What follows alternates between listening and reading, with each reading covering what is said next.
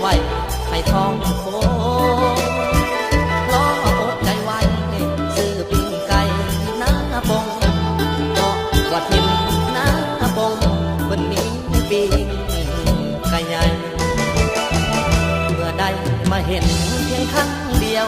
ก็ล้มลงสาวงามหน้าปงติ่งมือคงประทับใจ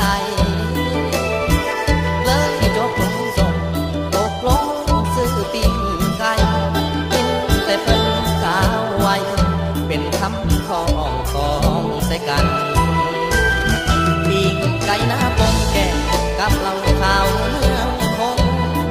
เมาแล้วก็โคสาวก่อนน้ำมงสารวันเป็นกันเองสาวอย่าเก่งใจกัน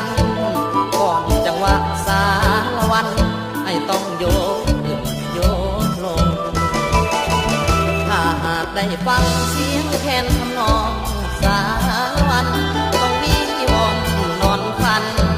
ถึงบันก่อนตอนยกลงงานบุญเดือนสี่ไปร่วมเบิ่งที่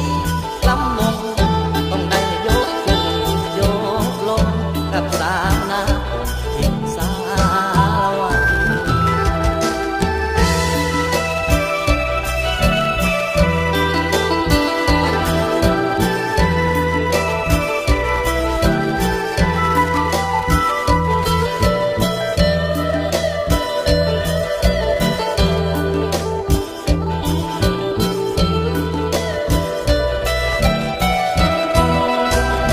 มีไก่หน้าปงแก่กับเหล้าขาวเมืองคงเมาแล้วก็โคสาวก่อนน้ำมงสารวันเป็นกันเองสาวอย่าเก่ง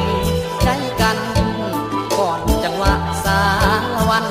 ให้ต้องโยกขึ้นโยกลงถ้าหากได้ฟังเสียงแคนทำนองสาร